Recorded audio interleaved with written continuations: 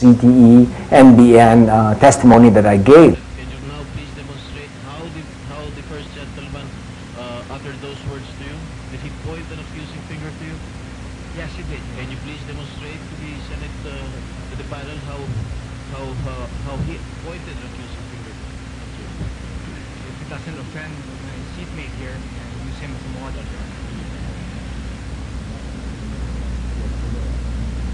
Back off! I feel responsible at times that I have caused his losing his political crown, which he has worked very hard for. But I believe that this is all for national interest, and he understands that. He also is taking a position since then for a moral revolution and asking government to be more transparent. I don't regret what I did, because what I did is for the country.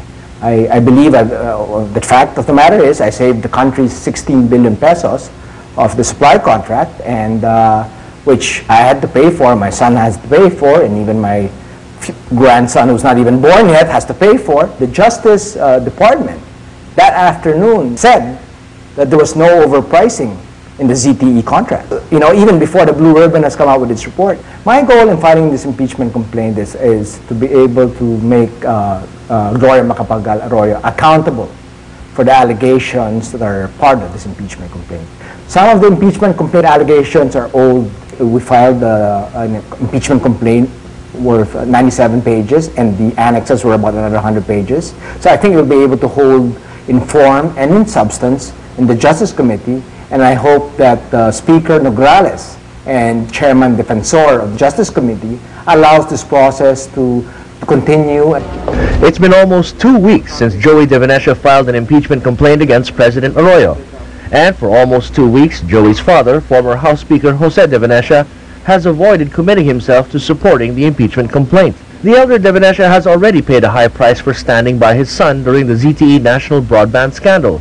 He lost the speakership and was charged with misconduct by the Justice Department. So when Joey filed the impeachment complaint, no one was sure if his father would support him. We are hoping that we are able to achieve 80 congressmen, and we already have about 15 congressmen today. As we know, the impeachment requires 80 congressmen, and I think my father only represents one of them. And I think the argument of some people saying if JDV can't even support the son's complaint, why would we help Joey fight this battle? Which is a valid one and a familiar one between our culture.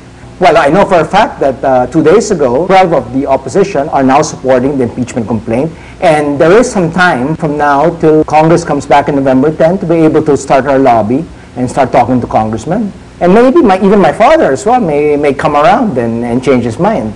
Former House Speaker Jose De Venecia finally decides to throw his support behind his son Joey, who filed an impeachment complaint against the president nearly 2 weeks ago.